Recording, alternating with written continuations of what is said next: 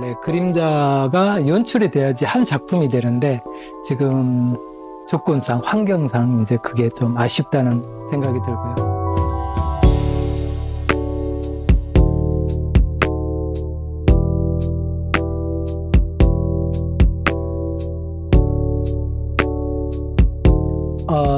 저는 작가로서 활동하고 있는 박찬상입니다.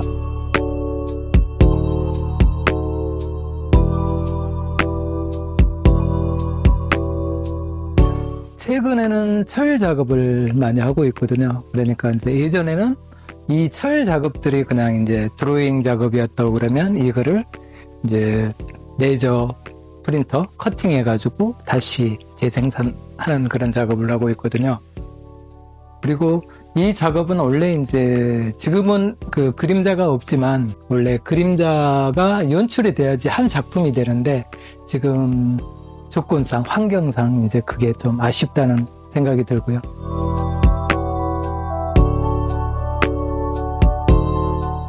그냥 일상생활의 이야기거든요, 사실.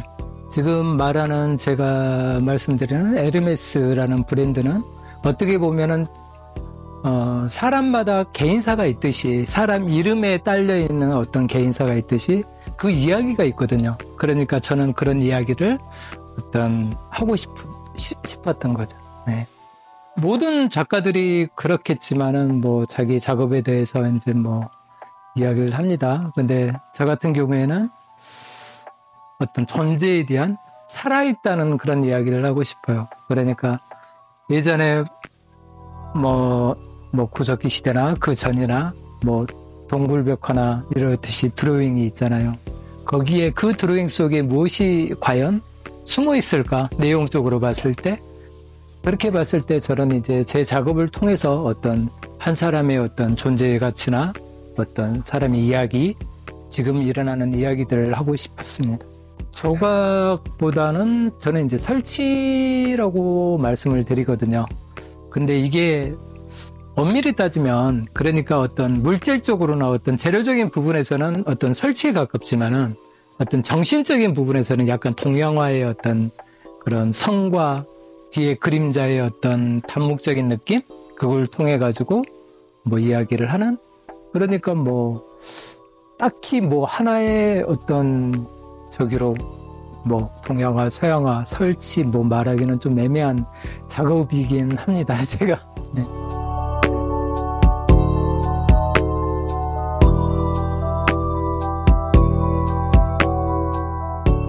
그렇죠.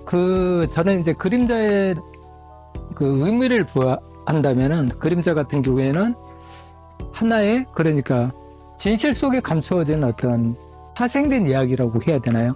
그러니까 빛을 통해 가지고 빛이 사람의 시선이라고 그러면은 원래 가지고 있는 그 철의 그 이야기들은 하나의 본질로 볼 수도 있고 또 본질 속에 투영돼 가지고 뒤에 그림자가 생길 때 그렇잖아요. 한 사람들이 이제 관심을 받게 되면은 거기에 대한 이야기가 많이 그 생산이 되고 확산이 되잖아요. 그렇듯이 결국은 어떤 시선을 많이 받고 그럴 경우에 또 그만큼 또 그림자는 또렷해지고 또 그 그림자하고 원래 이 그 작품하고 만났을 때 어떤 게 진짜고 어떤 게 가짜인지 그게 또 혼돈될 경우 생기거든요.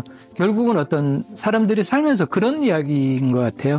브랜드를 봤을 때는 하나의 브랜드지만은 브랜드가 만들기 전까지는 계속 수많은 어떤 과정들이 있고 또 그 브랜드의 어떤 역사가 있잖아요. 근데 사람도 마찬가지잖아요. 그러니까 사람도 이름이 있으면 태어나서부터 지금까지 어떤 개인사가 있듯이 그 개인사 속에 수많은 이야기가 있어요. 근데 그게 과연 사람들이 봤을 때 그게 진실인지 혹은 거짓인지 혹은 뭐 이 사람이 뭐 사람의 내면이라는 건 잘 모르잖아요. 그렇듯이 어떤 그런 이야기 그렇기 때문에 제가 그림자를 통해 가지고 약간 혼란스러운 어떤 현대 이야기라고 해야 되나요? 그 그림자하고 어떤 실물, 어떤 작품이 가지고 있는 그 두 가지가 만났을 때 그 혼돈된 그런 사람이든지 어떤 물건이든지 이거는 언젠가는 없어지게 되는 거고 언젠가는 어떤 우리 언어도 없어질 수도 있어요, 사실.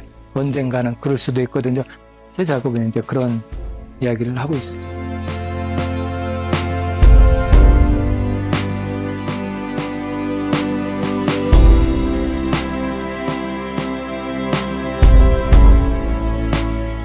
뭐 사실 그 작년에 몇 개월 전에 뭐 저 시슬리에 작업이 들어갔었거든요. 본사, 파리 본사에. 그러기도 하고 뭐 독일에 베르린 게람이나 이런 지멘스나 이런 곳에 작업이 있고요.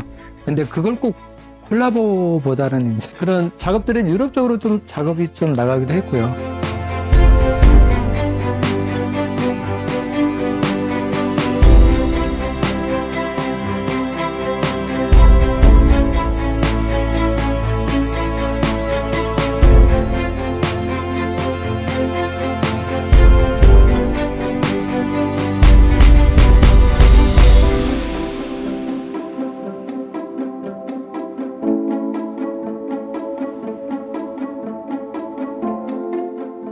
확산적인 그런 느낌에서의 어떤 꽃을 생각하게 됐고요. 그러니까 이거 작은 소화기 하나가 불을 끌 수가 있잖아요. 그러니까 큰 어떤 피해를 막을 수도 있고 상징성을 가지고 있어요. 그래서 이제 보통 우리가 불 하면은 무섭고 그러니까 인재나 뭐 사고나 이런 건 무섭잖아요. 근데 작은 하나의 어떤 형상 자체가 그 편안함을 줄 수 있다는, 결국 그 편안함은 하나의 꽃처럼 이렇게 피어날 수 있다는 그런 의미로, 그리고 여기 막 날카롭게 이렇게 돼 있잖아요.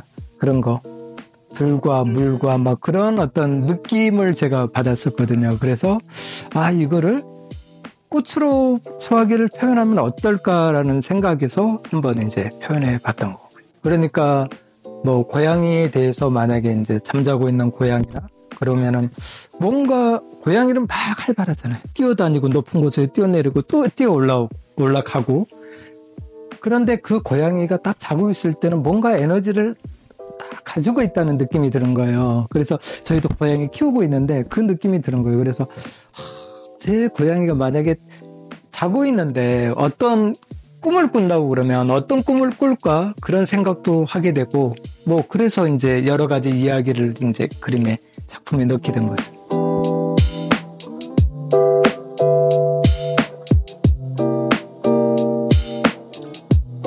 저는 어떤 사람이 보면은 좋은 사람이 될 수도 있고요. 또 어떤 사람이 봤을 때는 또 나쁜 사람이 될 수도 있고. 그러니까 사람들이 관계망 속에서 사람들이 어떤 사람에게 피해도 줄 수 있는 게 인간이거든요. 항상 좋은 일만 할 수는 없듯이 항상 뭐 사람들은 살면서 자기도 모르게 다른 사람에게 피해를 주는 경우도 생기기 때문에 저를 뭐 나쁜 사람? 난 착한 사람?